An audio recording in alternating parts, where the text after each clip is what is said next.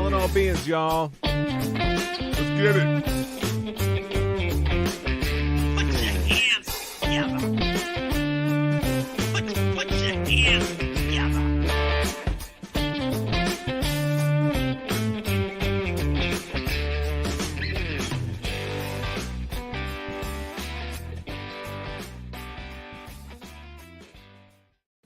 Yeah!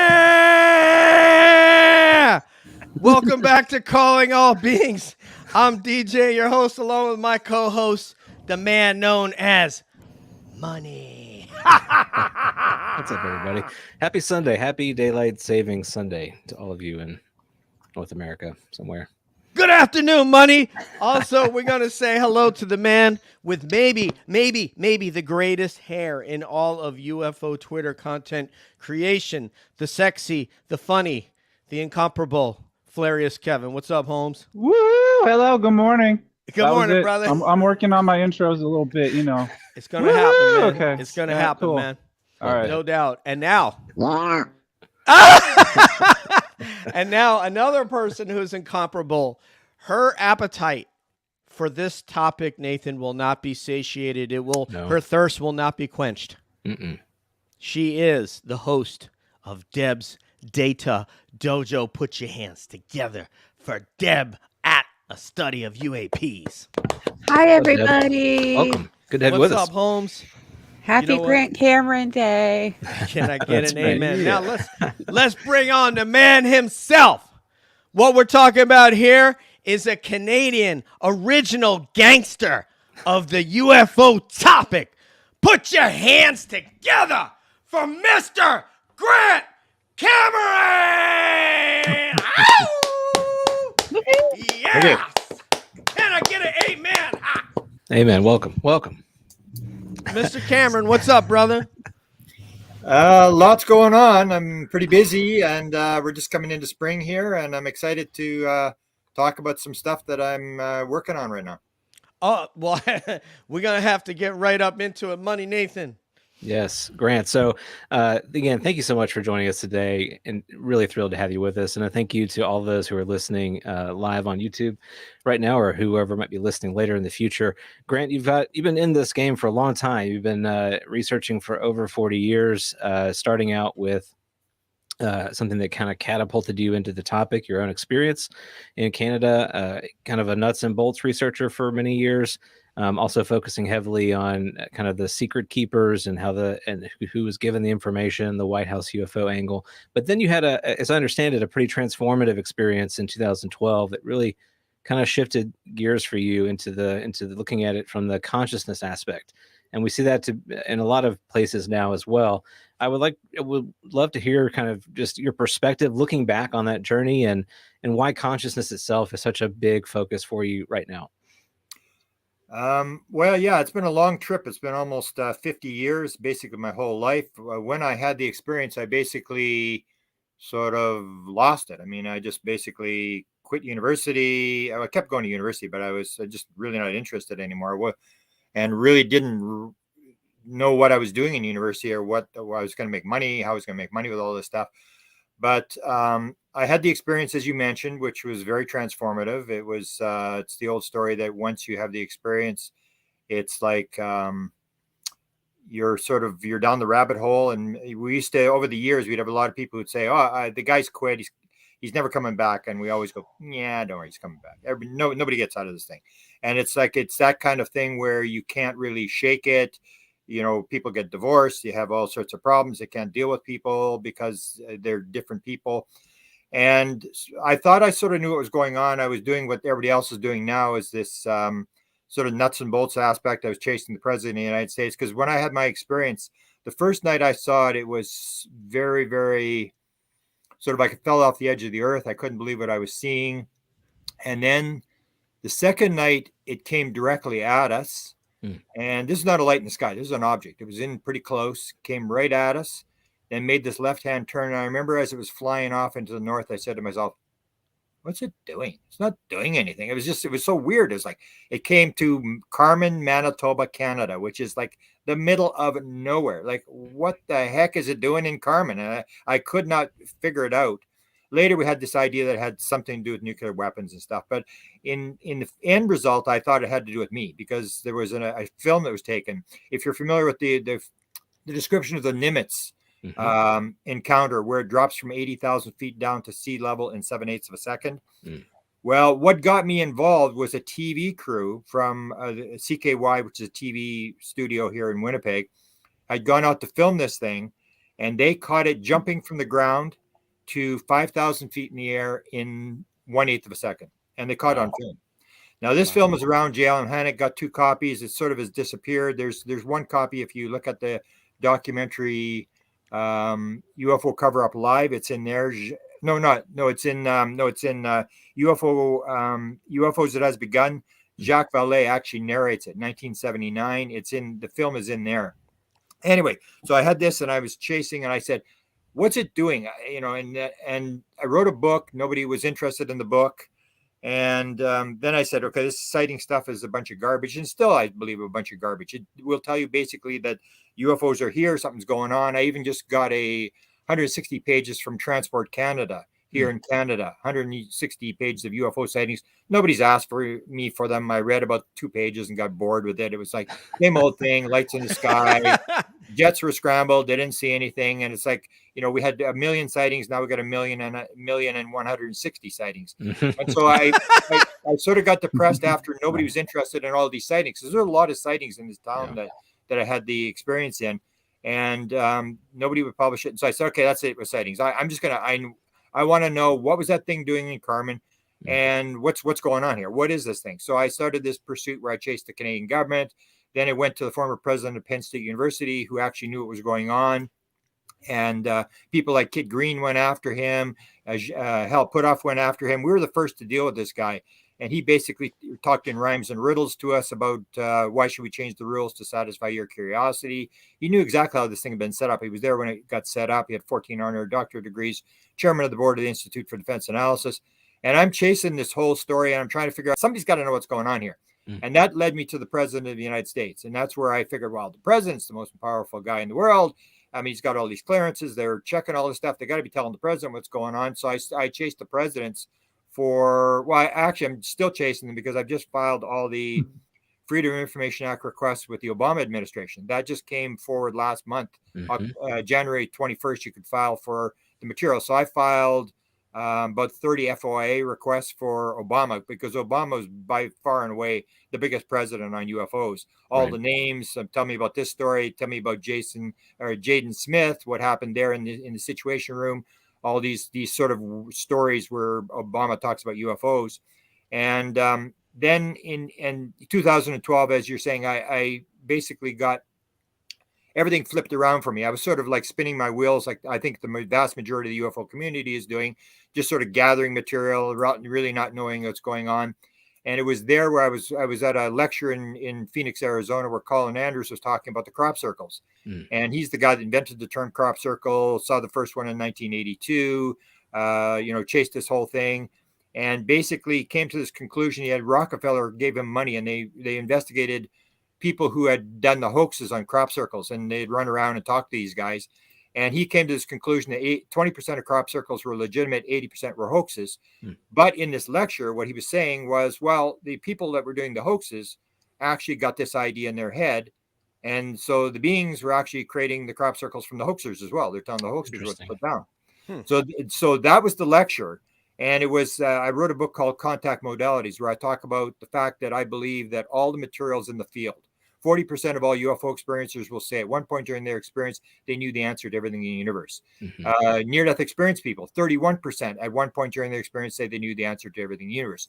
So the whole concept in Contact Modalities is that all the material is there. It's the ability to access the field, get in there, get the material, and come back out, whether you're doing channeling, whether you're doing near-death experience, psychedelics, whatever you're doing. You're going in the field, you're getting whatever you can and bringing it back. So I had the contact modality I always use is zoning out. I ran, DJ was talking about running. I was just running earlier, but an hour ago.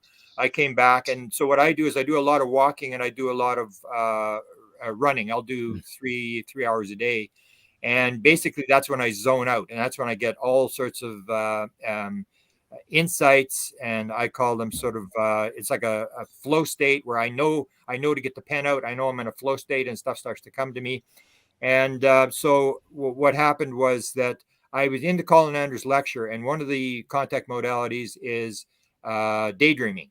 So you'll find that when you're in a lecture like this, where I wasn't interested in crop circles, the only reason I went into the lecture was because Colin Andrews was this famous crop circle guy, and I figured, well, and there's this big controversy about the fact that he said 80% of all crop circles were hoaxed. People were booing him, and they were, he was having a real hard time. So I said I should go watch this lecture, and I go, I really not in. Nah, I'm gonna go. No, I'm not gonna go.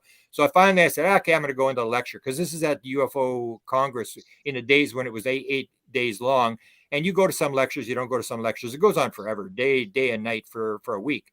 So I decided, okay, I'll go in there. I wasn't interested. I was sitting there. I'm thinking about, I'm going to go across to Bullhead City, Arizona, and I'm going to go to the library, and maybe I'll go for coffee. And I'm thinking of all these other things. And I zoned out. I wasn't paying attention to the lecture. And that's when it came to me. And it was nothing new. A lot of these flow states, downloads, whatever you want to call them, come to people when, for example, the laser came like this, and so did the hologram. Both the guys won the Nobel Prize, where they worked on the problem, they couldn't figure it out, and they went, and the one guy, Towns, was sitting outside a restaurant waiting for the restaurant to open on a park bench, and suddenly the idea just popped in his head. Just everything came together instantanously. And the guy who did the Gabor, who did the hologram, was sitting there watching people play tennis. Same thing. He was trying to figure it out, couldn't figure it out. Was sitting there watching these people play tennis, and quieted the left brain, the rational analytical brain, which is causing the noise in the signal. The signal is there for everybody, but it's the left brain is causing this thing in the signal. So I'm zoning out. I'm not really paying attention. And it just boom, boom, is just instantaneously 3 things came into my head all at the same time. And they all had to do with consciousness and UFOs. And one was in 1950, the Canadian government, Wilbur Brockhouse Smith, who was running the program, had gone to the Americans, and he'd asked the American officials, not people on the street, not ordinary people, officials. And he'd written this top secret memo, and he said, we were told by American officials the following things. Number 1, flying saucers exist. It's the most highly classified subject in the United States. There's a small group headed by Dr. Vannevar Bush who are trying to figure out the modus operandi. The subject is of tremendous significance to the Americans. And then the line that came into my head instantaneously after that was the very next line in the document, which said, we were also told by American officials that other things might be associated with the flying saucers, such as mental phenomena. And the Americans aren't doing very well, because they've said if we were working on the problem, they're willing to exchange credentials and talk to us. The thing is, the MK Ultra started 6 months later. After that statement in the top secret memo, it happened in Montreal, in a hotel in Montreal, Canada, 60 miles down the road from Ottawa.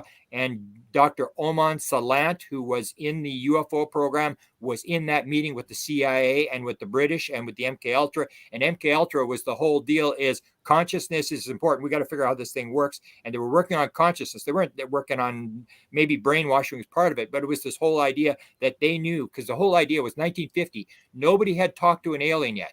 Adamski and Williamson would not come forward till 1952. So how did anybody know that telepathy, that mental phenomena was involved? The American officials probably had a live alien from Roswell. They realized there was no steering wheel in the craft. You don't fly it that way. And they realized there was some sort of mental component to flying the craft. That's why in 1950, they already knew that mental phenomena is involved. They couldn't figure it out, and they still can't really figure it out.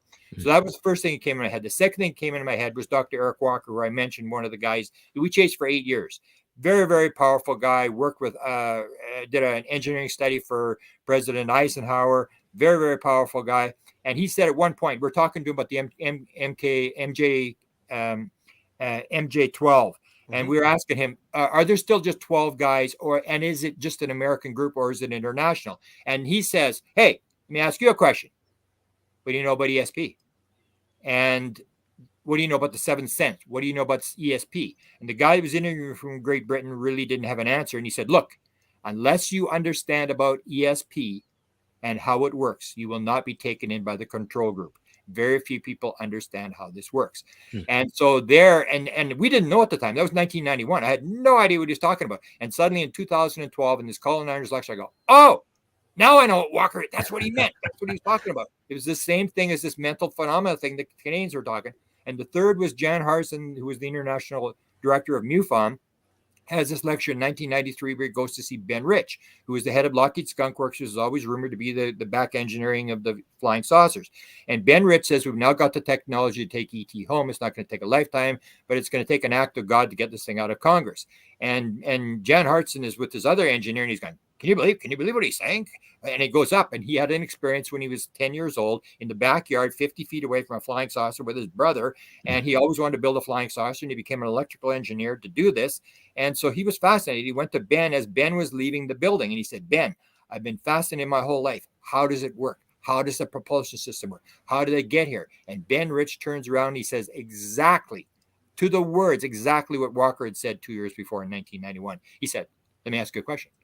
What do you know about ESP? And Jan Hartson said, it means everything in time and space is connected. And Ben Rich said, that's how it works. And he walks out of the building, gets in his car, and drives away. Now, we've had other indications since then. Tom DeLonge talks about going to the skiff. He's taken into Lockheed, into the skiff, and he's talking to these guys, and they're asking, what about this conspiracy website you've got? And he's trying to talk out of this stupid, like, QAnon website thing he was running in 2012. And then the head scientist said, look, I just want to know, I'm all interested in is how does it work? That's all I'm interested in. How does this thing work? And then he was hanging around with Greer at the time. So that, and Greer is big into consciousness. So he says, oh, I think consciousness is involved. And he said, the head scientist said, now you're talking. And he said, that's all the head scientist wanted to talk about for 45 minutes was consciousness. So that was the flip that flipped me in 2012. It was like the world had just flipped on its head again. It was like I for 2 days, I walked around and my head was just spinning. I couldn't believe it. I didn't know what consciousness was. I thought it was consciousness. I didn't realize it was non-local consciousness. So the idea developed more and more as it went along, and more stuff came to me to fill in the gaps. And in 2013, we were talking about this just before the show. That's when the first woman came. I was in Phoenix. I was giving one of my first consciousness lectures at the big MUFON group in Phoenix. It was a big, very giant group there. And Stacy, who runs the group, says to me, are you still going to talk to Pam Dupuy? And I said, yeah, I guess so. I figured I must have agreed to talk to someone. I don't know who she is. And they said, oh, that's good. She's coming to my house on Monday and you'll meet her there. And so I said, okay, whatever. So Pam comes to the door with her partner. And she says, so what did Stacy tell you about me? I said, I don't know. She just said you wanted to talk to me and it was important. And she said, yeah, it's good. She comes walking in. She's talking about, I was abducted. I was in a diaper and the beings were there and all this sort of stuff. And she's going on and I remote view for the government. She's going through all this stuff. And it's like, whatever. I've heard this stuff like 1,000 times before. Keep going. And so she's in her 70s. And then she says to me, oh, and I was flying the craft last night. I went, you were what? And she says, I was flying the craft. And all I could think of was Saudi Arabian women who aren't allowed to drive it. And now it's different, but they weren't allowed to drive a car unless their brother or a man was in the car. And I'm going, they let you fly the flying saucer. I couldn't believe I was listening to this. I go, they let you fly the flying saucer? She says, yeah, I've flown 3 different models. And I said, they let you fly the flying saucer? How do you fly a flying saucer? And she says, you do it with your mind. And as soon as she said that, I knew why they had set me up to talk to her, because I was doing this consciousness thing. And that led to this book that's about to come out called the UFO Sky Pilots, where I gather 36 people from all different professions, U.S. Air Force retired colonels, 747 United Airlines pilots, mostly women, which is kind of weird. I mean, if you're a Saudi Arabian woman and you get abducted, they'll let you fly the craft. No brother in the car, in this craft, no insurance, no license, nothing. Just go ahead and fly it. And it came to this whole thing of why are they allowing people to fly the craft? Or the other thing that you see often, if you go back to experiences, which is the key to this whole thing, you got to talk to the experiences, the people who are actually talking to the beings. They'll describe being children and sitting in a room in a circle and playing this game, and they're being taught to levitate things. And there's these 3 different color balls, and they're levitating these 3 different types of balls. And you see this sort of thing that people are being trained to do this kind of stuff. So that's basically what the consciousness thing, and nothing has ever really gone wrong since that consciousness thing. Everything that I've gotten in these sort of flow states, nothing has ever turned out to be wrong. I had the 2012 experience. Then I had the one in 2017. Again, I'm walking downtown, which is a 6-mile walk. I go for coffee 2 miles in, and then I keep walking, and I know exactly, I can't remember exactly what year it was. I think it was 2017, but I'm walking down the street, and the flow state starts, and I go, get a pen, and start writing this stuff down. And there was 24 things that were given to me, one after another, and it was cold. I had to take my glove off. I was writing this on this piece of paper, and luckily I did, because it's like a dream. You will not remember it unless you write it down. So I wrote all this stuff down, and it was basically the whole idea of, at one point they said, not only have you got it wrong, it's exactly the opposite of what you think it is. And it was this idea: is the world made out of nuts and bolts? If it is, that's one world, and that has all the certain rules and regulations. But it's made out of consciousness. That's a completely different world, and it's got different rules and regulations. Everything's going to change. Is it one life? If it's one life, then that's one set of circumstances. But if it's multiple lives, everything changes. Is it random? If it's random, it's one world. But if it's pattern, if it's all following a pattern, it's a different world. And it was these 24 things. Is it this? Is it this? And this is the idea. You think it's this. Exactly. It's exactly the opposite idea. And all that has turned out to be true as well. None of that has ever turned out to be wrong. So I've used a lot of this flow state stuff, where I know when I get in the flow state, it usually starts where I could feel it coming. Then I write down one idea, and then it starts to flow. And I madly write this stuff down. And I've got maybe 1,000 pieces of paper. I never reread the pieces of paper. Once I write it down, then it's sort of in my mind, and that's the way I'm working. And so I say, at the bottom line is, the experiencers are the people who are in the field. The beings have shown them how to get in the field, and a lot of that may have to do with disassociation. Or I make the joke, why does an alien come into your room and scare the living daylights out of you? I mean, why would it wake you up? It's like, wake up, come on, wake up. And they wake up, and as soon as they wake up, they put your hand on your head and say, okay, go back to sleep. And you go back to sleep again. And I think that may be part of this dissociation thing. It's this trauma, this dissociation, ripping the veil, getting you ready to go. And the more I see, the more I realize that it is not the world we think it is. I call it the 1492 dilemma. It looks like the world is flat.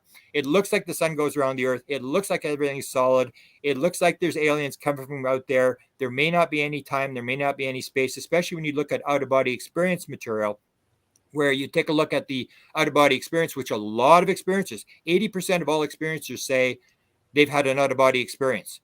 And that's not everybody, but it's getting pretty close. And then you start wondering, is this actually an event, or is this an out-of-body experience? Is there really a physical world? Is there really a physical reality, or are we in these different realities? Because if you take a look, I'll end at this. If you take a look at the near-death experience, if you have near-death experience, same thing. But if you have an out-of-body experience where you leave your body and you look back at your body, you can see your body there, and you can see the head, which has the brain in it, and then you go, is consciousness in the brain? And you go, no, it's not in the brain. Your body is in your consciousnness. Your consciousness is there. You can see the brain. The consciousness is not in the brain. Is your sight in your eyes? We have these kids who do the blindfold. No, because you're seeing. And so you can even actually look around and you see the alien. Is the alien out there? No, the alien's in your consciousness. Look out the window. It's that nighttime. You see the stars and the planets and stuff. Is that stuff out there? No, it's in your consciousness. And that's what Deepak Chopra says. Now you start to see this holographic universe, the simulated universe, the beings in Great Britain that say it's all an illusion. Or Deepak Chopra says everything's an activity inside consciousness. And that's where we're going in ufology. That's, I think, the big secret, is that it is not the physical world we think it is. It's this very complex thing that is all inside. If there's no time and space, and I've had lots of people who've flown the craft who will talk about unbelievable things you can do, instantaneous movement from one point of the universe to the other. If there's no time and space, if everything's inside your awareness, inside your consciousness, how big is the universe? You're in my consciousness. I'm in your consciousness. Everything, as they said, Greer used to use the expression, the Sufi poet who said, you see yourself as a puny form when the universe is folded within you. If that is true, if the universe is within you, or as John Wheeler, the famous quantum physicist, said, there's no out there. If it's all inside, the whole world is a different world than we think it is. We're just making these illusions. We think it looks solid. We think it looks flat. We think the sun's going around the earth. We think there's only 5,000 stars. There's only one galaxy. And the more we realize that we have got it wrong. Almost like they've mutilated the whole scientific method. Descartes, when you start looking at Rene Descartes, what he said was not be skeptical of new ideas. He said he was skeptical of all the material that he had been taught. I have to tear down my former life. And that's the thing we are. We can't give up the stuff we learned in school and all these ideas. We won't drop them. And because you have anomalies, or Gary Nolan who works with the individual college people, who does the DNA stuff, he said it's the 5% anomalies that he's interested in, because it's the 5% anomalies that tell you there's something wrong with the way we're viewing stuff. And when you figure out the 5% anomalies, you're going to win the Nobel Prize and have the inventions. As long as you continue to believe that everything you've got is right, you're never going to go anywhere. Love it. DJ, I think you're on mute. Sorry. Thank you, brother. Yeah. Not only was it amazing to be able to get you on the show, but the topics that you're covering, I analogize to like going to Albuquerque and getting a Mexican sopapilla. And the sopapilla comes out and it's a warm piece of sort of pastry bread. It's not flaky. And then when they bring you over the honey or the spicy honey, because for Nathan, you talking about consciousness and different realities, this is like he's got the warm sopapilla and now he's going to dip it in that honey. And now I'm really hungry. Yes. This is just like you're right in his wheelhouse, man. Yeah, everything. And Wonderful. so Nathan and I were having a discussion of consciousness that has gone throughout the weekend, and I posed this question to him today, so I'll pose it to you. With regard to consciousness, do you suppose, because we all, I think everybody that's on this broadcast today believes that when this physical body passes, our consciousness will remain. And my question to you would be, is there agency as to where that consciousness goes and what it does? We talk about spirits that are in a house that seem to be want to affix themselves to a physical place and then interact with people that inhabit the home. But do you think that consciousness has agency? Your consciousness, mine, everyone here. Okay, so I go much more fundamental. There is no out there. There is just consciousness. So when you Buhlman, if you interview Buhlman, who's the top guy on out of body experience, he's the one that first triggered this with me. He said, "You're not going anywhere. You're going within yourself. When you die, you go within yourself. There's no out there. The time and space is all this. This whole weird thing is what happens if it's all inside your consciousness. So you're going within. And I'll give you an example. I have an AI friend of mine who's an AI expert, and we got into the psychedelic thing. I wrote a book on psychedelics. I did 16 high dose sessions of psilocybin and recorded everything as it was going on and stuff like that. And he was doing the DMT stuff. And he contacted me the one day, and I knew this stat had already existed, but he said, "I had a classic abduction experience last night." And I said, "You did what?" He said, "Yeah." I said, "Well, that was the story that when Strassman did the DMT experiments, he had this thing where 50% of all the people said they had seen beings. And they're lying on a couch. This is 10 minutes in a DMT thing. And Strassman is going, "Have you been abducted? Do you think you've been abducted?" And they go, "No, I don't think so. No, I don't think I'm." And so when this AI guy said, I said, "Well, tell me exactly what this is. What do you mean classic?" He said it was classic abduction. I'm on a table. I can't see the beings, but I can see their arms, and they're working on my head. There's like, you always hear this thing, they're working on your brain or something. And I said, "Really?" And so where did he go? He didn't go anywhere. He was lying on a couch. And yet he said, and everybody will say, whether it's psychedelics, whether it's near-death experience, whether it's out-of-body experience, that's the real world. We think, oh, it's just an illusion or what. No, they'll say, that's the real world. You're in the illusion. This was more real than the real world. And you start to get this. So the whole thing is there is no separation in consciousness. So because we're buying into these religious ideas, scientific ideas. The idea of materialism was raised by Karl Marx, who invented communism in 1840s. That's when he came up with the idea of materialism. Before there was the idea, no idea of materialism, that there's just this material thing. And so and the biblical thing plays into the same game. Is God created the heaven and the earth, and then he took them, and then he breathed in a soul. Well, no, if you look at the new stuff, the idea of the simulated universe and the holographic universe, it's all consciousness. So what I would say, and my bottom line would be, there is just consciousness. It's all made out of consciousness, and God did not create the heaven and the earth. God split off the particles, the sparks of the divine, and they created the heaven and the earth because it's all made out of consciousness. We're creating the heaven and the earth. It's all created. And so we have to get away, I think, away from the idea that there's this physical that's infested with consciousness, when in fact it's the whole idea of the dual slit experiment, that the material does not appear until there's an observer. It's all being created by consciousness. There is no, or Deepak Chopra says, everything is an activity inside consciousness. And Hey, we always Grant, have this. Yeah. I have one thing. So Nathan studied divinity. I'd like to, if you don't mind, get his take on what you just said regarding God's role in all this in consciousness. Well, I mean, if I understand you, Grant, I think that, and from what I've read as well, that God is just a word that we're using. It's just it's a label that we've used in our religious traditions that really kind of describes source, consciousness being mind at large. I mean, that's essentially God. But what I would be curious about is, do you think of mind at large as in any way sort of anthropomorphic, or is it just kind of, as you said earlier, just this foundational state of existence? It doesn't have its own particular agency like you and I do, but it is kind of the wellspring from which all other individuated consciousnesses derive. Yeah.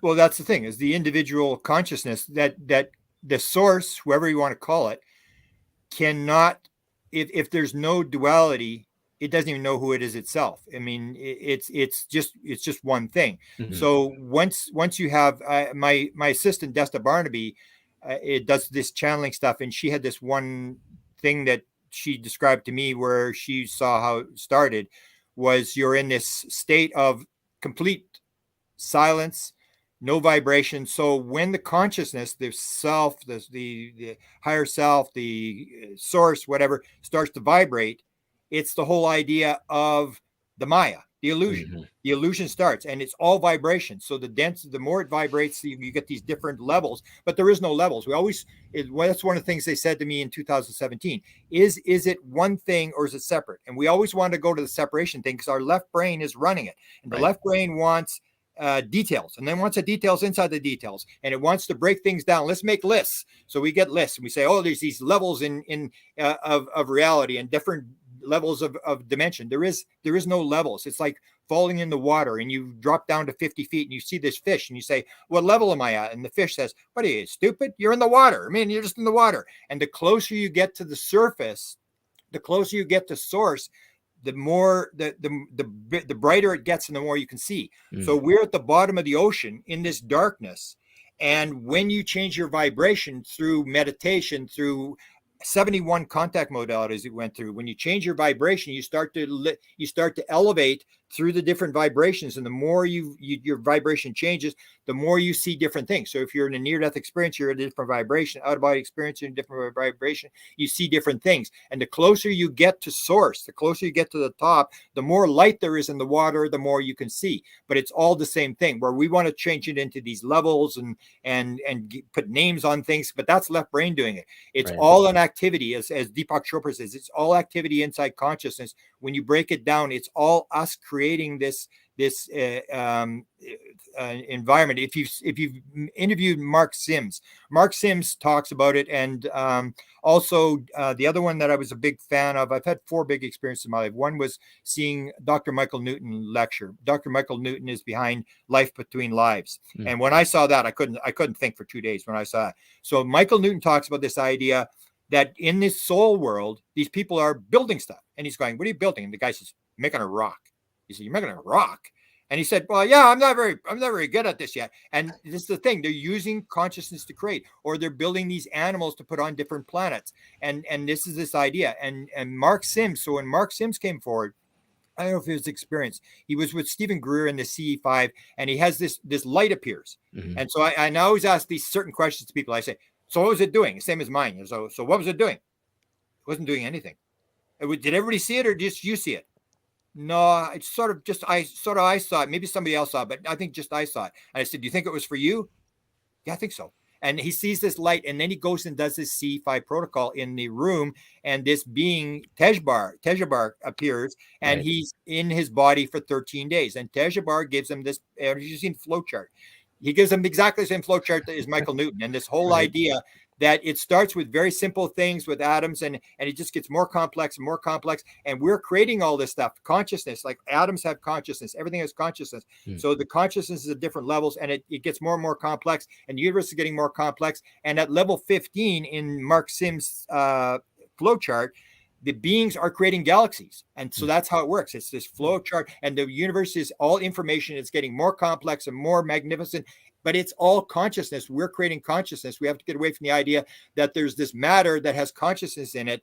It's consciousness creates matter, not the other way around. The same as the thing with the near-death experience or the out-of-body experience. When you look back and see your brain, you realize your brain and all of the world, the stars, the planets, it's all inside your consciousness.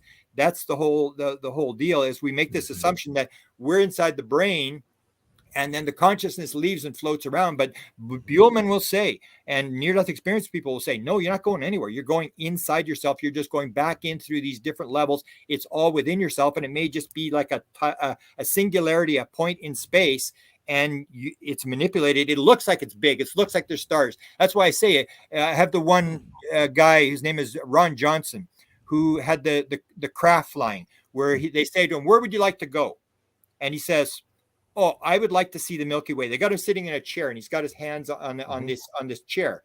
And they say, wherever you think is where we're going to go. So he says, where would you like to go? He says, I'd like to see the Milky Way from a distance. And they say, this is going to be very violent for about 1 second.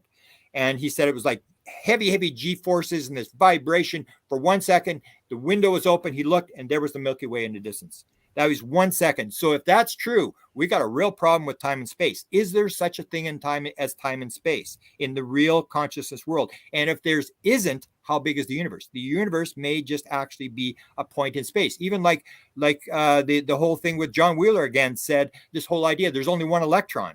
Right. And if that's true, I mean, it's like this electron moving back and forth. It's this whole idea. It's impression. It looks like it's flat. It looks like the sun's going around the earth. We've got to realize what's actually going on. And that's where I change from other people, where people want to take a look at UFO sightings and gather how many green ones and red ones and all that kind of stuff there is. No, you talk to the experiencers, and they will actually ask the beings, and the beings will tell them what's actually going on.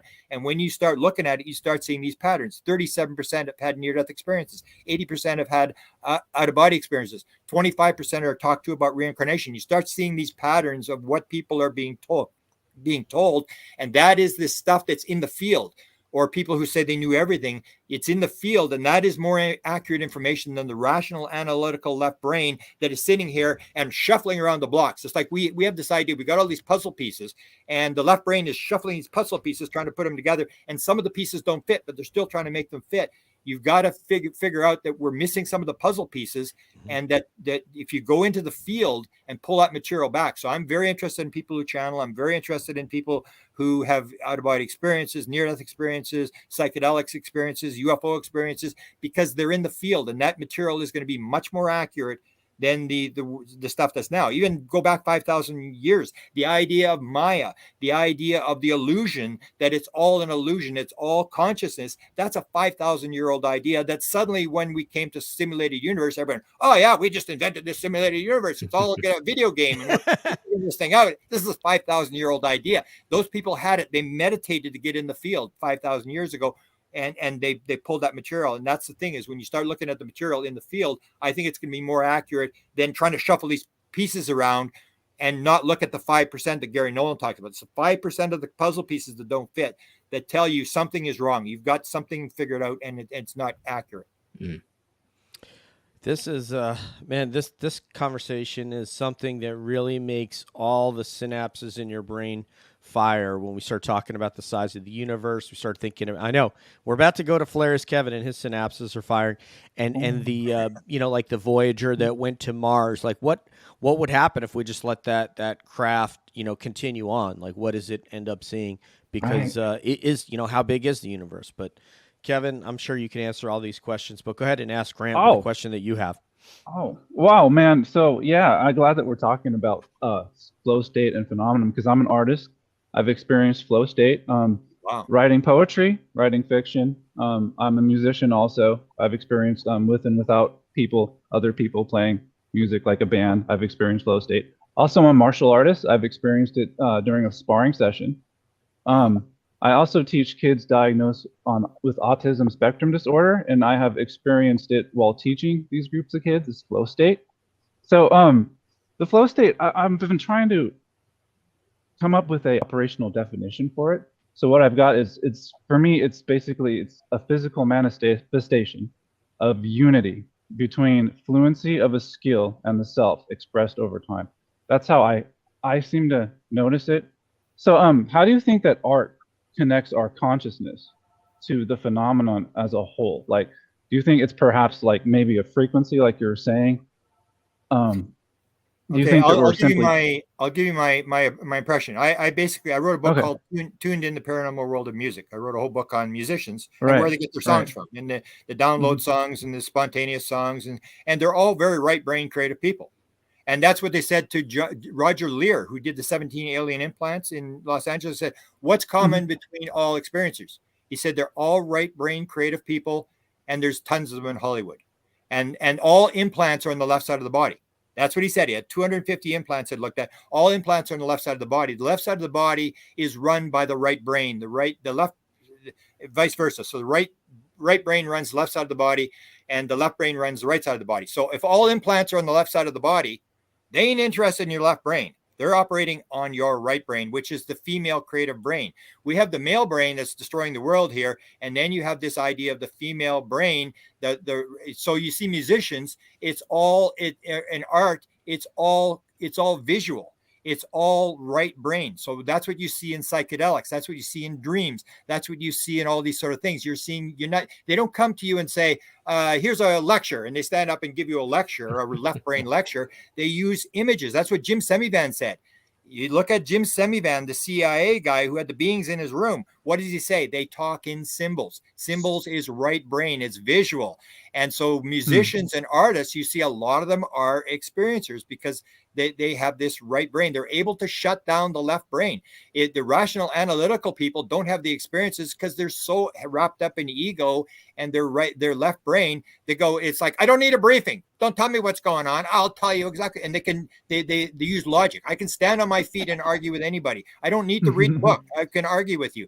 But it's the idea that art, definitely, we did a bunch of podcasts with artists, and how many of them were experiencers, and how do you get to your art, and where do your songs come from? And you'll ask people like this, how long did it take that song to come? Blowing in the Wind, Neil Young, and The answer, my friend, is Blowing in the Wind. That yeah, one? What's his name? I That wrote can't it? remember what artist. Someone's got to Google it. Bob Dylan.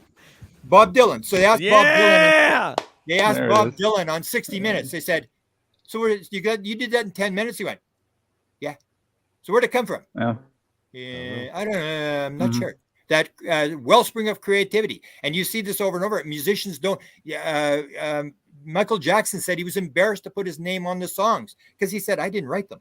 He said, they definitely just came to me. And that's the whole thing. And that is the ability to shut down. So you got to shut down the left brain. Musicians can do it. Is shut down that rational analytical thing that's creating the noise. And once you get rid of the noise with this meditation or however you're doing it, and you get into that flow state, the left brain is shut down, the flow state is on, and the stuff starts coming in, but it's coming in through images. It's coming in sort of intuitively and very vague. And you've got to sort of interpret it and stuff like that. So that's my interpretation. I think artists are very important. That's where, like, even Roger Lear said, I mean, all right brain creative people. That was his interpretation of all experiencers who have been abducted. So it's not like you're on the wrong street corner at the wrong time. It's this whole idea that you're in the right mind state, that they can talk to you. If your left brain is going, they just can't talk to you because your left brain is making too much noise. They can't get the signal to you. Everybody can get the signal. It's the ability to get in that state. I feel like I'm missing half of each. Like I only have half of a left and half of a right because I'm not that analytical. I'm not that creative. I don't know if you have anybody that can help me out, but well, the question to that is, who's the I that's talking?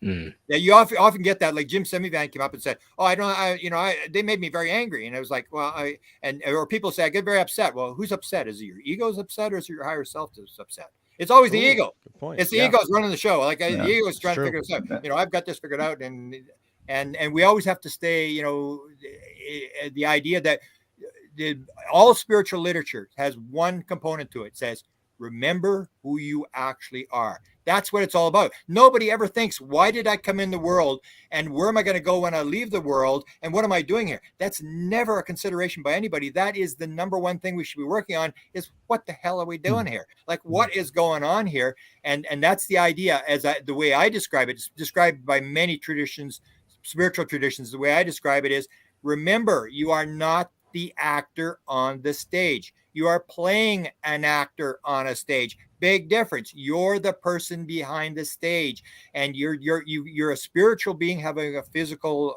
incarnation. And when you leave, it's like Whitley Strieber's wife. And I talked to Whitley about this. Whitley's wife comes back after she dies, and she says, Whitley, I'd like to tell you, I am no longer Anne, but I'll always be Anne to you. Which means I've gone on. I'm somebody else now. I've gone on, but I'll always be Anne to you, because you and I played that role on stage. It's like when my father died, 2 days before my father died, his father came to see him. And I said, okay, so if his father had lived 1,000 lives, why does he come as my grandfather? Because if he came as anybody else, my father wouldn't know who the hell he was. Right. We come in and we play whatever role we want to play. Or as there's a guy by the name of UC Ronan, who's an experiencer, wrote a book called One, which is the main message that the beings are trying to get across, this oneness message. And the beings they were green beings that were in the room. And the way they described it, when we come into your world, we have to take on a body. We can take on whatever body we want. We don't need it, but we have to take it on to come into the physical world. But we don't need it in our world. You can do the same thing. You just don't know it. And that's the whole idea, is that, so you start looking at the beings, where I'll say all beings are different. People say grays. And when I put them all together, you start putting them on a flow chart, and you start looking, they're all different. They all look different. And it's the whole idea is, John Mack brought this up. Does the being that you see indicate who you are? If you're in fear, you see a gray. If you've got a sexual thing or very high energy, you're going to see a reptilian. And this whole idea, what you see may be interpreted by your They know what you want to see. They're showing you what they think you want to see. Or we're seeing, but the idea is there's only one consciousness. We're behind this whole thing. There's no them. There's just us. We're creating this whole thing. We're interacting with other sparks of the divine, but we're still creating this. So we interpret based upon our feelings as to what they're going to look like. And we build the world. It's like no two dreams are the same. No two abduction experiences are the same. I would even say that no two UFOs are the same. That if you start looking at them, like, why do UFOs have lights on them? It's like, they want us to see them, and people are interpreting it differently based upon how they see things, because we're the ones that are creating the thing. We always want to say there's something out there, the Einstein thing. I want to believe the moon is behind me when I'm not looking. And it's the whole idea, is the moon actually behind you, or are we creating this? Is this collective reality? Are we making this correct collective thing that we are creating everything? This is this whole idea. God did not create the heaven and the earth, or this higher source, or whatever you want to call it. It's all consciousness. It's all being created by the consciousness in the universe, and it's getting more complex. But there is no separate consciousness. We have this idea of AI, that you can take AI and you can take the consciousness out and put it into something, but it's all consciousness. Everything we're starting to learn, everything has consciousness in it. And when you talk to people who did like Sting, the musician, when he was doing the ayahuasca in Peru or Brazil, wherever he was, he said, when they gave him the one, they said, which one of you would be Sting? And he goes, that's me. Oh, we got a special one for you. And they give him this huge thing of ayahuasca. And he's absolutely like totally blown away. I mean, he's just like, he said he went to the guy and begged him to get rid of him, help me out of this thing. And he said, and I suddenly realized everything was alive and conscious. And I looked at a little plant coming out of the ground, and I said, that's my brother. It's this concept that it's all consciousness, all created out of consciousness. And that's what people will say when they have these experiences. They suddenly realize everything is alive and conscious, and it's all consciousness. So when you have the craft, You have the AI. Yes, the craft is conscious. Everybody that's flown the craft will tell you the craft is conscious. It's alive. And when you put your hand on a panel or on a ball or wherever they get you to put your hand, and you become one with the craft. Everybody says the same thing. The 747 airline pilot, he said, I had the dream twice. And he said, and then Joe Burks told me, he said, I don't think it's a dream. Tell me the story. And he said, I had that dream last year. And here's the 747-400 United Airlines pilot describing this thing, that he became one with the craft. He said it was like he was totally linked in. He became the craft, and whatever he thought is what the craft did. And that's this whole idea that people will say, the being will say to you, okay, where do you want to go? And they'll say, I want to go somewhere. And they say, okay, you imagine it. You have to imagine it. Get it in your mind. And they say, as soon as they get it in their mind, they are there instantaneously, wherever it is in the universe. And that's this whole idea. When you start, if that stories are true, the idea that we have of how the universe works is totally messed up. It is, we're missing the boat. It may be this totally different thing, that it's the physical thing. When you break down all the physical stuff, it breaks down into smaller and smaller components. It ends up being energy. It ends up being vibration. And even Niels Bohr said, back in 100 years ago, he said there is no, and this is the guy who won the Nobel Prize for the atom. He said there is no matter as such. We're still in this belief that there is this physical thing and it's solid and it doesn't have any consciousness in it. And these are all ideas that I say are going to end up being totally wrong. Yeah, agree. Deb, I know you had a question. I wanted to make sure you had a chance to ask it. Yeah, I'm trying to wrap my head around this. I've said it a couple times, trying to get it all, but one thing I've noticed though is that there seems to be an aspect that's like maybe shared consciousness, because some of my experiences in meditation, other people have experienced as well, and we were actually touching on this a little bit before the show. One of the things that I've experienced in meditation was being shown how to fly the craft. It was not with controls, it was with my mind, and it was, like the craft is alive. It becomes a part of you, like an extension. And I guess my question is, why do you think it is that we're having these shared commonalities with our experiences? It's a teaching process. It's all developing and learning and making the universe more complex. It's all going to be the whole concept. Why are we here? I mean, we're here to learn certain things, to experience certain things. Even just a lot of the people, whether it's the guides, called the guides, Margie gets the contact she's got with the beings. When I went to the beings in Great Britain, I said to the beings, they wanted an interview. So, and they're actually going to do a documentary that I'm going to do an interview with these two women that are contact these beings. And I asked the beings, I said, are you extraterrestrials? And they said, oh, if you want us to be extraterrestrials, we could do that. Yeah, we could actually take you to our planet if you want. But no, we've always been here. And that's this whole idea, is like, is there actually anything out there, or is it all within ourselves? So you have this this idea that we're all there, but in the end, it's this sparks of the divine that are broken off, and we work in pairs. If you follow Dr. Michael Newton, that we pair up, in the old idea that we may have had an agreement before we were born that all of us are going to get together and do the show.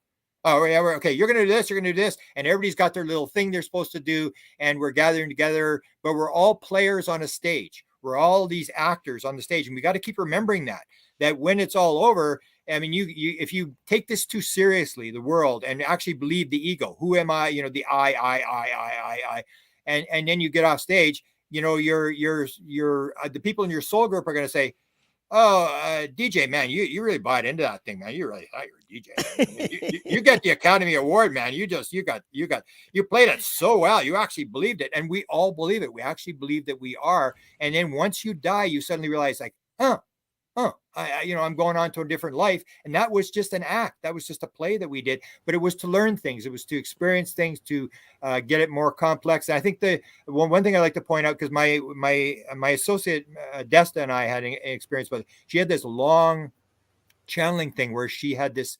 They basically told her it's all pre-planned. Just live your life. I mean, you planned it. It's all like strings or whatever. And she was describing this, and she was really angry, because it sort of disagreed with everything. And she can actually have this contact back and forth. And she's in this altered state, and she's typing, and she's in this altered state, and she's sort of fighting with them. And then they stop refusing to stop answering questions and stuff. And she was really upset about this.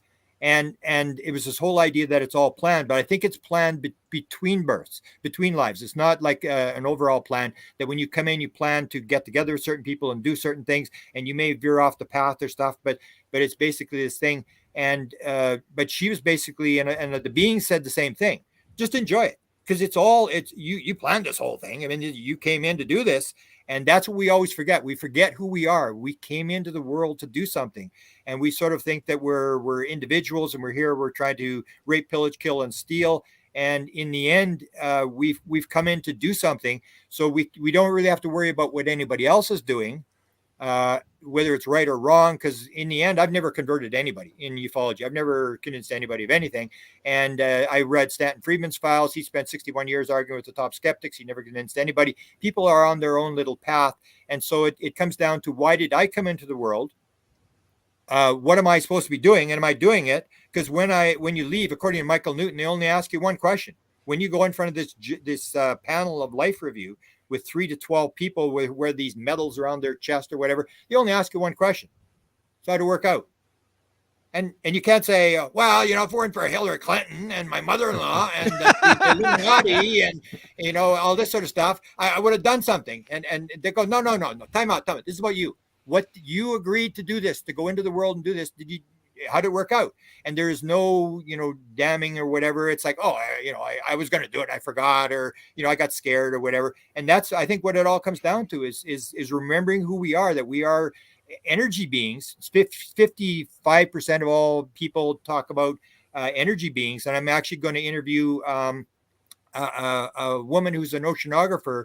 I don't know if you've ever heard of her, Ingrid Honkala, who's she worked for NASA and she worked for the Navy. She's been in 75 different countries. She's got a PhD, and she had a near-death experience at 3 years old. And you start looking at that, and you see exactly the same thing. She said, I was out of my body. She was drowned in a pool in the backyard, and she's there. And she said she was above the maid. She says, oh, there's Maria. And then she's above her mother, and she says, oh, there's mom. And as soon as she said that, her mother realized something was going wrong. She goes running back to the house, 10-minute run back to the house. And then she sees this dog, and she goes, oh, a dog. And she loves dogs. She said, instantaneously, she was with the dog. And then she looked at the park, and she goes, oh, look at the park. And she was instantaneously at the park. And then she saw a tree, and she said, I was instantaneously at the tree. You gotta remember, this is a PhD in oceanography. And she's describing exactly what the people on board the ship are saying. You think of something, it's instantaneously, you are actually there. The same as out-of-body experience people will describe exactly what people on board the ship will describe. 360-degree vision. You never hear about that. And you hear it. And when I saw that, I went, they're talking the same thing. This is all got to be linked. It's all got to be the same thing. Or, for example, Ron Johnson.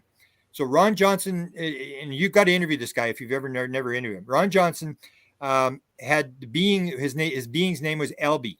And Elby takes him to the spirit world 3 times. In the first time, it's sort of an Eben Alexander thing. It's sort of, he's in the mud. He can't, it's just sort of darkness or whatever. The second time he's in the spirit world with his mother, but he can't see his mother. The third time he's with his mother. He's actually walking around the spirit world, and he's a Latter-day Saint guy. And he said, she takes me to this building. It looks like a temple in Nephi, Utah. And she said, Ron, when you come, you're going to get a room in this building. And he says, I go into the building, and he says, you know what? It was like 10 to 100 times the size in the building as it was outside the building. I said, hey, this is exactly what Chris Bledsoe said about being inside the craft. That's exactly what Hal Puthoff talks about. That's exactly what Terry Lovelace said. Terry Lovelace said it was an ordinary sized craft. He went inside. It was the size of a football stadium inside. That's exactly the same story. He's in the spirit world. That guy's in a UFO. And you start wondering, this is all got to be the same thing. They're in this same sort of thing where this time and space and everything is bizarre, where you're creating this sort of world that you're in.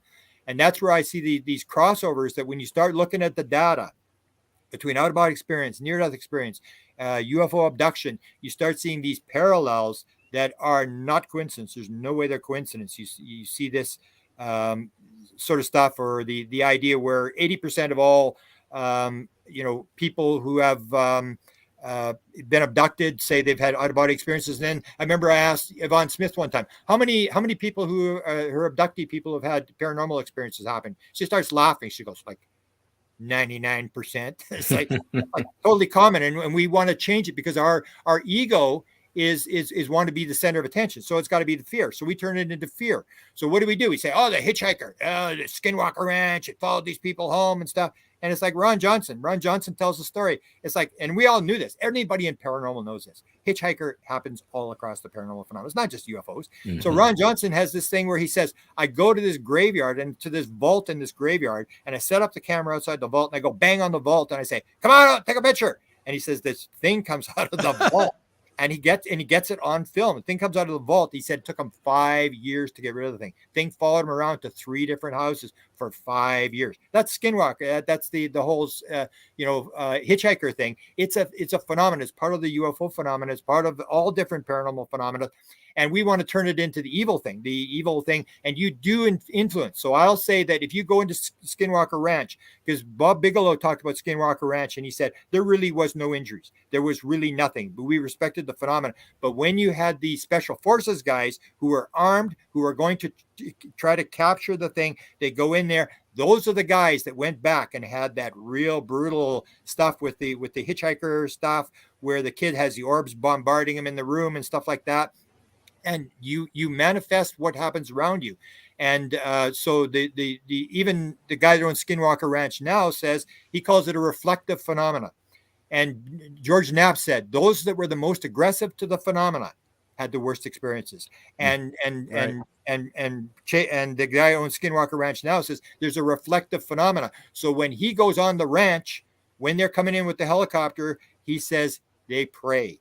They know there's a reflective aspect that you go in there with a bad attitude, get ready. And so that's this whole thing we're forgetting about, is that we are part of the phenomena that we're manifesting. We want to always separate it. We say there's evil aliens out there and they're picking on us.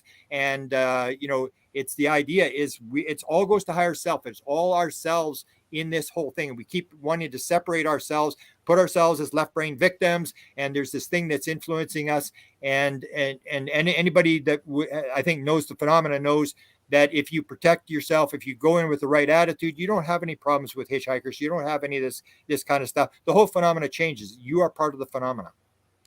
Yeah. Anjali says that in her experience that they told her there was a council. There were some that were very friendly toward us and paternal in some way. Some were indifferent to us and some were negative toward us. And so I don't know. I mean, I haven't had any of these encounters, but yeah. I can comment that is one of the things, again, that comes down to is that an influence of ego going in there, because the one channeler I'd say is one of the best channelers I've seen is Paul Selleck, who's channeled 10 books. And there are no changes in the books. They don't change any of the words. It's exactly. And channeling from, and I would say everybody's channeling. Like you and I always say to people, like, where do you think the words are coming from? They're coming out of your mouth. Yeah. Do you actually think there's neurons running around? And I can talk very, very fast. Do you think there's neurons that are running around and saying, okay, what word are we going to put in the sentence next? Okay, let's put this word in. And then somebody's doing the grammar and somebody's moving the hands. And it's like, come on, give your head a shake. This is channeling.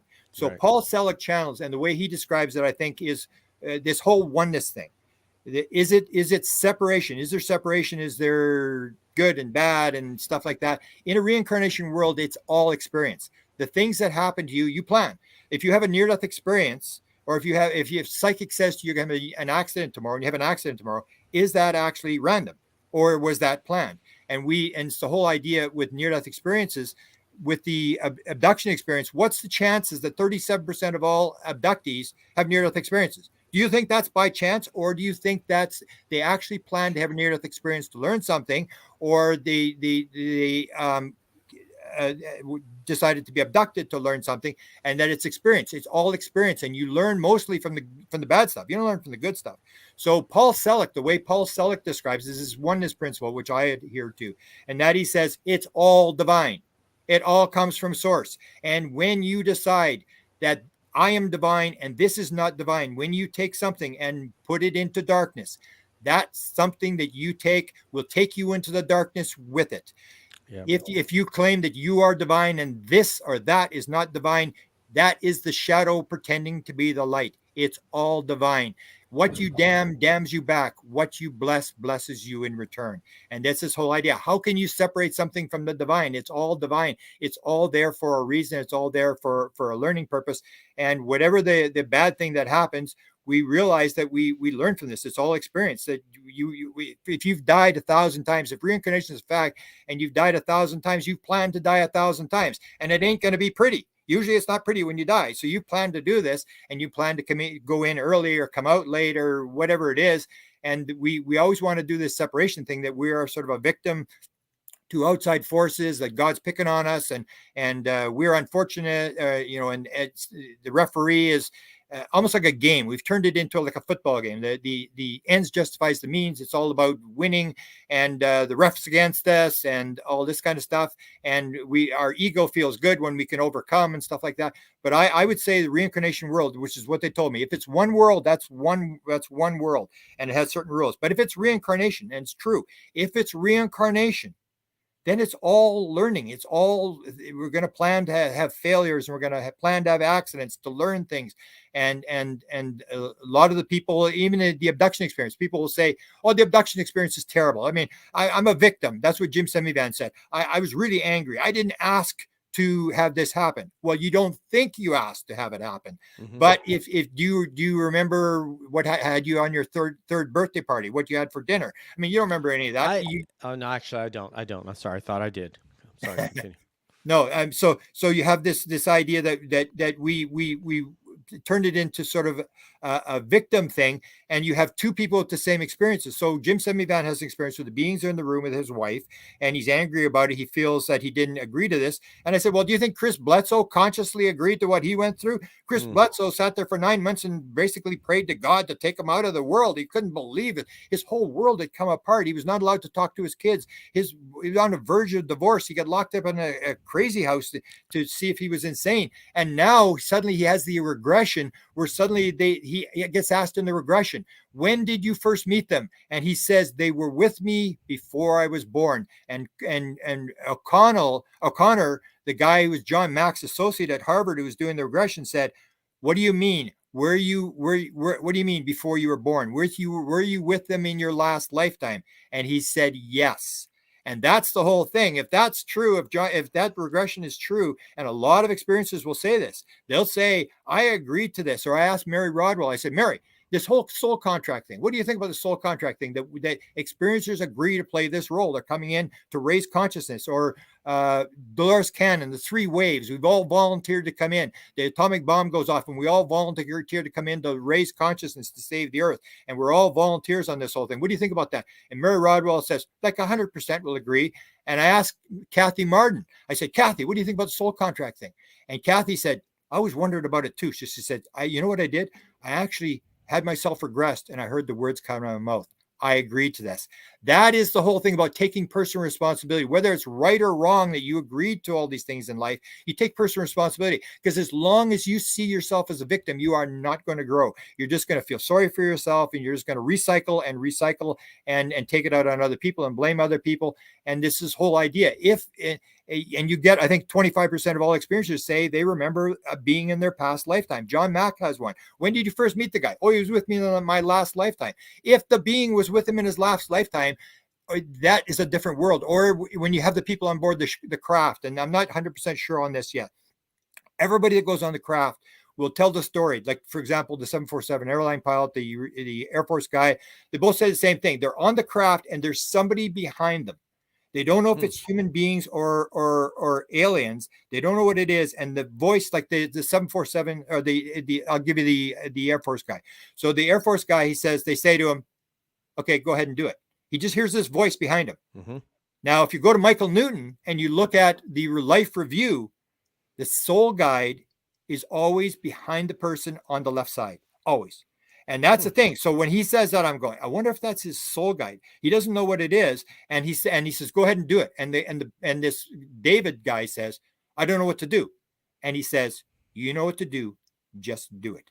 So he goes, there's this panel on the wall, and this Air Force colonel puts his hand on the panel. And he said, suddenly he says, boom, it's like I'm flying the craft. And he said, I couldn't believe it. He said, I'm flying the craft, and it's doing whatever I wanted to do. And so he said, I take one hand off the panel, and he's waiting for it to stall, and it doesn't stall, and then he takes the other hand off the panel, but it's 6 inches above because he wants to slam his handbag down if the craft stalls, and then he's got his both hands off the panel. And he's flying the craft, and he's going, this is the most bizarre thing I've ever seen in my life. And he's flying this thing. But that's the whole thing, is this whole idea that it may be soul contact. You start seeing these things and you wonder, is the person interpreting, he's making a vision of what it is, but it may be soul guide. Because I had a guy who, a submarine guy, I haven't talked to him yet, but a guy, U.S. Navy submarine guy, said, I had this, that went through this whole thing, and I was told to see my spirit guide, and I saw a gray alien. And I go, wow, that's pretty cool. It's this whole idea, is what's actually going on. Is it actually, are we building this world to learn a lesson, that they're taking us on this craft thing, and the craft really may not exist except in our mind? Because the one guy actually told me, he said, they said, get your own craft. So he said, in my mind, I built a craft, a conscious craft, and I made it a certain size, and I was traveling to different galaxies. And you got to remember, these are stories that Jacques Vallée will call absurd. These are not stories. If you want to make up a story and try to fool me with it, you're not going to bring up I flew the craft with my mind. I mean, that people are going to buy that. Or I knew everything in the universe. Because I would ask people, I'd say, you knew everything in the universe? Are you sure? Yeah. And I said, well, how do you know there wasn't something number 6, 7, 8 on the far side of the universe they forgot to tell you about? And the people will say exactly what I said in my flow state. I'm not sure. I just know. It's like if flow state comes with absolute certainty. Nobody has to tell you. You're not going to argue with anybody. I know this is accurate information. And so that's the whole idea, is this, our interaction with the thing, and the fact that it all is, as one quantum physicist, it's all Uli stuff. It's all consciousness. The basic bottom line, that we're creating this stuff out of consciousness. It's all dreamscape, or even the people say, but it is physical. Right? I don't think I was abducted. They say, I don't think I was abducted. I think it was, the aliens come to me in my dreams. Bashar, if you look at the channeler Bashar says, we come to you in your dreams because now you're in our world. It is physical, though. I mean, if you can paint some of these things on radar, it's physical. It comes into the physical world. That's what they said to Yossi Ronan. When we come into your physical world, we take on. So they lower their vibration. That's like I did the whole book on the portals. The Zendras, if you followed the Mission Rama stuff at Mount Shasta. So I go there and I interview the people that were in these Zendra things. And the way they describe it is that the beings come in, they lower their vibration, and what the Mission Rama people, and Mission Rama is, so you're into the thing about, there's these aliens that are not good guys. There's these good guys and bad guys. I'm open to the possibility of. I'm saying this is an idea out there. I'm not saying you. This is an idea out there that's very common, that there's these good. And so what you get with Mission Rama is, I say, I defy anybody. Mission Rama, there's 25,000 of these people around the world. It started in 1974. A lot of them are, Latino people, and they are able to open these Zendras, these portal things. And these beings appear in the portal, or you walk into the portal and you walk into this Zendra. And the 747 airline guy was actually in one of these portals. He describes that whole story, being in this Zendra. You walk through, and as soon as you walk into the Zendra, you're on another planet, just like walking through a doorway. Wow. And what they say is they lower their vibration. So everything is vibration. There's all consciousness, and everybody's at vibration. So the beings are here. Everything is here around us. If there's no time and space, it's all here. So their vibration, what we do in psychedelics, anybody knows there's a psychedelics. You know when it's going to start. The vibration starts. Your vibration is changing. You feel your body vibrating, and boom, you're suddenly in a different environment. Kev's like, I've been on some psychedelics, baby. I know what he's talking about. Yeah. All right, Grant, we have about 15 minutes left. Well, Kev, we have some experiences we want to share with you and get your take on. Kevin has one. I have one that I don't even think Nathan's heard this one yet, but I did pose it to Deb yesterday, and she forewarned me. So I'll see what you guys think. But go ahead, Kev. All right. So as I said earlier, I teach kids on the spectrum. So I've got 14 years experience teaching kids with autism. Yeah. So what I've done, I've started documenting some of the strange phenomenon that I've seen over the years, some of the stuff that cannot be explained, and I wanted to read one of those to you. Okay. So one of the things we teach is a tacting lesson. It's commenting on the environment. We teach them to respond to what do you see, what is it. So the particular student, he liked to smile and hum while looking up. So once the lesson progressed to a natural setting, it was during lunch. I asked him, he's looking. I asked him, what do you see up there? And he points to something I can't see. Yeah. He just points up and he says white balls, right? Which I found very interesting. So and he said it while giggling. So over the years, he had a few other responses. It was like he'd say madness, or eventually it was friends, and we'd just start saying, hey, during lunchtime, are your friends back? And he'd be like, yeah, my friends, white balls. So that's just one of the phenomenons that I'm recording. I'm documenting. Okay. What do you think about that? Well, in my contact modalities, I do a whole chapter on that very phenomena, especially when you talk of savants. So basically, what you see is a lot of left brain damage. For example, the one I always show is I say, if you don't think there's material out there that people are seeing that they're able to tap into, watch this. And the guy's name is, and I'm going to forget his name. He's out in New York City. He's now in close to 80. George Finn is the guy's name. He's on 60 Minutes. If you look it up on 60 Minutes, you'll see this thing. So they say to him, okay, George, what's 2 + 3? And he goes, would that be 6? And the guy goes, what's 5 × 7? Would that be 50? And then he goes, okay, so what day is July the 11th, 2047? And he goes, oh, that would be a Tuesday. And he's right 100% of the time. And so the thing is, so left brain is simple math. He cannot do simple math. So he's not calculating. He's this calendar calculating thing. And you see this with savants and with autistic kids, is they're in this different world. The brain has part of the brain is shut down. Left brain is shut down. It's cut off the noise. They're able to pick it up. It's all being picked up. And they're just in this different frequency, especially the left brain damage. A lot of autistic is this left brain damage thing, or even with head injuries, you see these kind of things. So I say that's one of the most important things you're studying. Is I tried to get Gaia actually to do a show on savants, on guys who play the piano, have never played piano before, have 7,000 songs, and can do mathematics, or all this the bizarre things they can do. And they didn't want to do it because they didn't have a budget to travel. They wanted someone to stand in a studio and just talk about it. And I said, that is the most bizarre show you could ever run, is these people, autistic and savant people, the stuff that they exhibit. There's no way you can explain it with the present idea we have of the universe. Extremely important stuff you're doing there. Thank you. Thank you very much for answering that. Nathan, you had something. Yeah. So Grant, if I could get your thoughts on this. So yeah, you're obviously familiar with the subject, very intimately, but the way in which it's talked about in kind of mainstream circles right now is very much still from the nuts and bolts component. Everything that you've articulated on the show, I think everyone on our show is in pretty much agreement with this is the direction that it needs to go. But how do you see this really playing out from a kind of a more public perspective? How do you see the world being able to transition to this kind of understanding? Because I'm of the conclusion that if the disclosure were so simple that it was just ETs from some other star system, we would have already had that story by now. But I'm more in agreement with what you are describing, that the world that we know and the way in which we know it is different than what we all assume. That's a much harder thing, I think, to get the public on board with. So what does that process look like? How do you think it really will unfold to where we can get to this place and have this kind of conversation in a broader sense?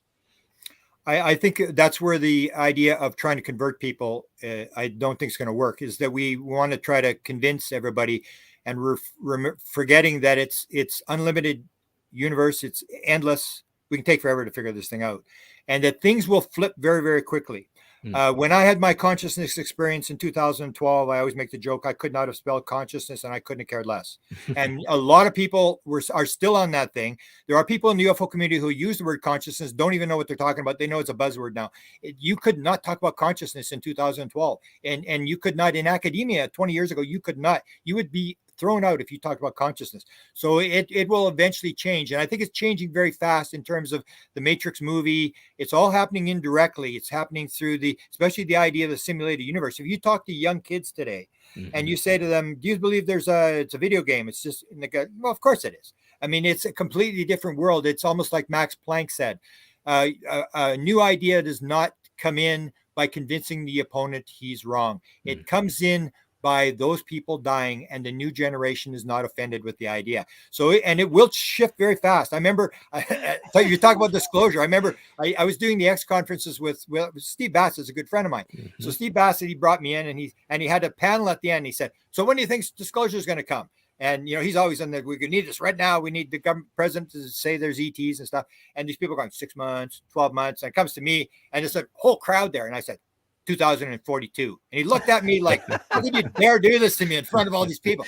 And I never, because I'd done it so many years. I said, there's no way there's ever going to be disclosure. Not a chance. But what happens is Jim Semivan, if you know the story, it's in my last podcast. Jim Semivan tells the story that he has this thing and he's all upset about this abduction experience or whatever. And I said, get this straight. If he had not been abducted, there would be no disclosure today, because it was Jim Semivan. I was told in 2016, Jim Semivan from the CIA was the guy that was behind it, behind the New York Times article. He was the mover and shaker, and he would not have done it if he had the UFO experience. He would be like the 99% of people in the public who would say, who cares about UFOs? I'm trying to feed my family. I don't care. Nobody cares. There's very few of us who care. And so what happens is Jim Semivan he said on an interview, he said, I went to high-level officials in the government, and he said, we're going to force this thing out.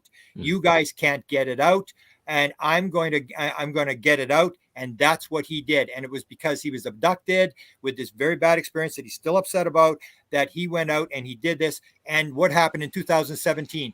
The New York Times article came out, and that was Jim Semivan. That was Hal Puthoff and all these guys that pushed all this stuff, Tom DeLonge. They pushed all this. New York Times did the article, and in one day, it was boom. It's like you ask everybody, because Stephen Greer and I did an article called 64 Reasons They Decided Not to Tell You the Truth. One of the reasons I gave was Stephen Greer's reason that the stock market would completely melt down if they actually said, oh yeah, there's UFOs. Everybody would say, oh, oil's worth nothing, and everything would just melt down. And what happened in 2017 when they released the article? Absolutely nothing. Nobody jumped off a building. Everybody went, yeah, I knew that already. Now tell me what's in the craft. And that's what happens. It's like gay marriage. It's like all that kind of stuff. When did gay marriage come into effect? Everyone, it's about, I don't know, 20 years ago. Nobody knows. It just happens. It will flip overnight. And that's what's going to happen here. It's a gradual thing, and it's a simulated universe. That's the big thing. It's not so much the beings, but because they forced this thing out into the public, out of the black world, now you can talk about it in academia. You can talk about it in the Pentagon, and you're going to get, it's moving very, very fast, because you have academia talking about this, and they're talking about simulated universe and what's really going on. And I can say the stupid things I'm saying, and it's not off the chart anymore, because there's other people talking about the same thing. So I think this is moving pretty fast. Since 2017, I never would have believed I saw this. Absolutely not a chance that I believe this would ever happen. Thank you. Thank you very much. I mean, yeah, you should read more books. It doesn't seem like you have a lot of information. Think about, reading. I'm just kidding. Your recall is incredible. It really is. Dude. So it is like, but that's the question is, where is it coming from? Your consciousness. The flow state is when you're there. A, B, C, D, and E is consciousness. Yeah, when I talk, I don't know what I'm going to say 15 seconds from now, but I know in 15 seconds somebody's going to put something in my head to talk about. It just comes in. Nobody's planning it. It's channeling. It's all channeling. It is. Well, my safety rests in your hands with this next question, Grant. So I want you to take this with a degree of seriousness. Okay. Okay. So I spoke with Deb the other night. Nathan hasn't heard this yet. I don't think Flair's heard this one, but I have a tendency to spend a lot of time going out in the woods with my dogs, Athena and Julia. Athena's about 50 pounds. Julia's about 10 pounds. And I told Deb that I was going to try to manifest Bigfoot to come up to me because I think it would be so cool. And all this time, there's nobody around. What if he came out? And Deb feels that I could be in grave danger were I to manifest Bigfoot. So, Grant, I'll start with you, and then we'll go around. What's your thoughts on that? Well, again, it comes to this good evil thing. I mean, are there evil Sasquatches that are running around eating people or whatever? I mean, we sort of build this in because it's unknown. We build it in. I believe there's a connection. So once you get into the phenomena, it's like the hitchhiker thing. Suddenly the phenomena starts coming to you. If you start reading about it and getting interested, and you start to manifest this stuff. And I had the one, I'll tell you the one interesting Sasquatch story. I had 76. There was an air base. It's no longer an air base, but on the south fence, there was a woman who saw a being looking in a 9-foot window. Her kid had colic in the middle of the night, and the dogs were going crazy down the street trying to get off their leashes and stuff like that.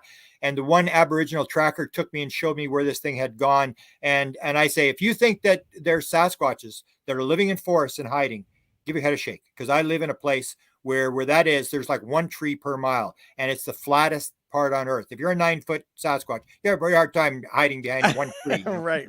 And so the thing was, he showed me there was a creek, and there was a couple of bushes there, and this thing went up the creek, and he said it was 250 pounds. He broke through the snow. This thing did not break through the snow, and it went in. You could see the broken branches, and went into the middle of this clearing, and that's where the footprints ended, which indicated something picked it up. So there is this connection, whether they're dropping them off or to go to the bathroom or whatever. But you talk to Sasquatch people, you'll see a lot of Sasquatch people believe it's etheric beings as well, that they're manifesting.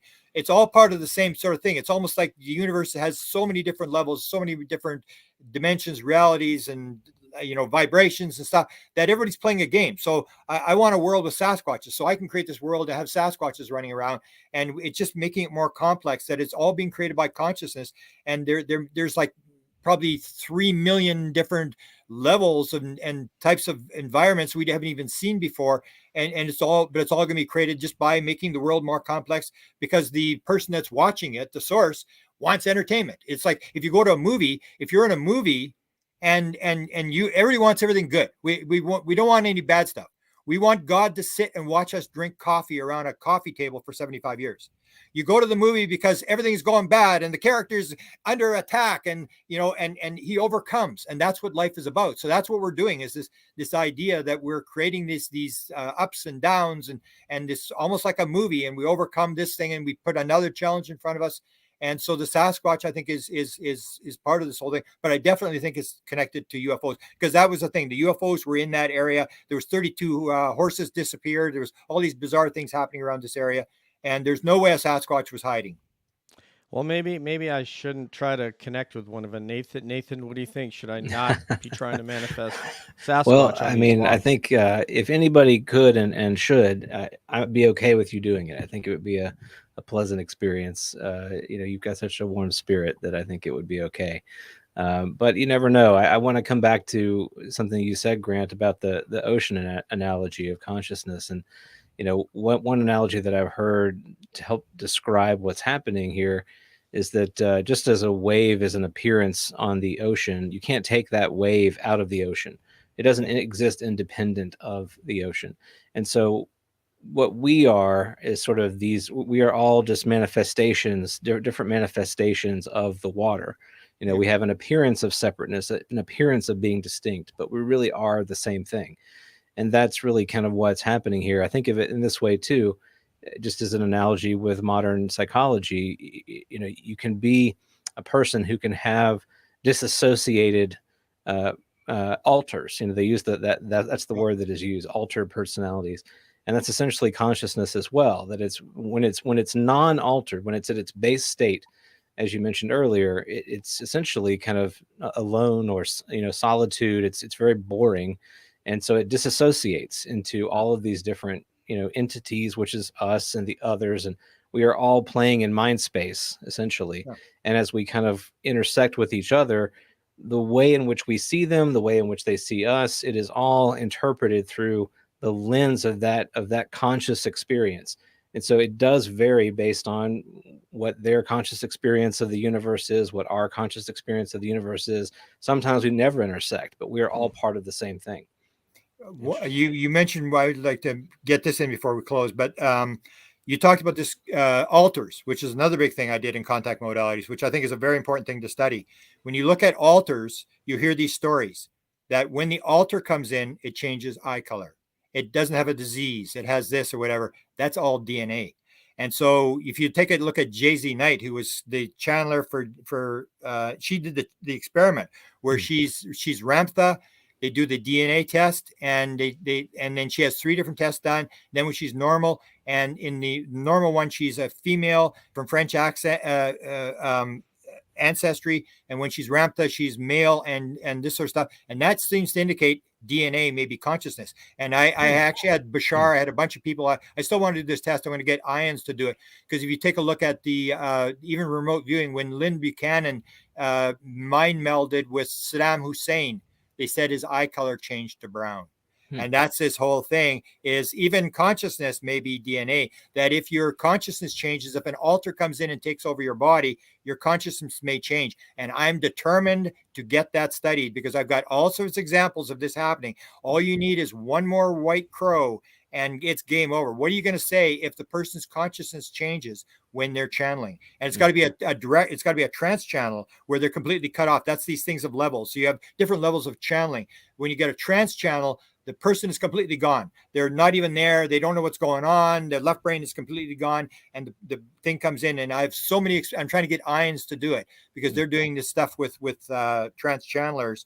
And there's so many examples of this happening, where the person can speak different languages and this sort of thing. I think it's very important. And again, it shows us that we haven't got a clue what's going on. The whole phenomenon is going to be a lot less physical than people think it is. It's going to be a lot more spiritual than people think it is, which is really going to pee off a bunch of people. The scientists are going to be reaching for the cyanide pills when they realize, oh my goodness, this was all wrong. It's going to be at least 1,000 times more complex. And I maintain it will not have a single hint of capitalism in it. This beehive thing, it's the idea is that they're all working together as one, like cells in a body. And when you get that one cell decides it's going to go its own way, that's called a cancer cell. And that's what we got in the situation in the world today. It's the me over we.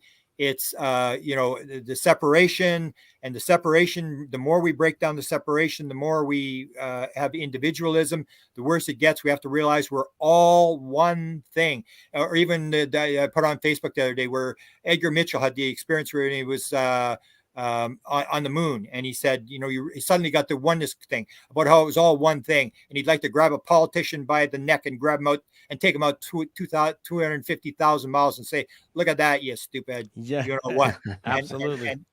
And that's the thing. It's oneness is the key message that they're trying to get across, the oneness message. And unless we do, we're gone. But again, even if we destroy the world, it's all experience. It's a multi-life universe. We come back over and over again. You come back some other planet, whatever is happening. You either learn from it or you don't learn from it. You come back until you learn the lessons. You just keep playing, running the play until you get it right. That's what it's all about. It's about experience, and it's about trying to make the world a better place. When you see the beings, people say, why would they come here? Because when you get out of this capitalist world of rape, pillage, kill, and steal, whoever's got the most toys when they die wins, then you realize it's all about trying to be a better person and a better universe and make it a bigger and better place. That's what it's all about. And that's what you see, whether it's spirits or beings, is that what they're doing? Why would they be helping us? That's because they're trying to make the world a better place. Instead of people want to escape the karmic wheel, we're going to go sit on a beach in Hawaii and drink Mai Tais. I said, how many billion years do you think you can sit on a beach and drink Mai Tais in Hawaii? It's going to be like the kid in the backseat of a car. Are we there yet? Oh, this is boring. Come on.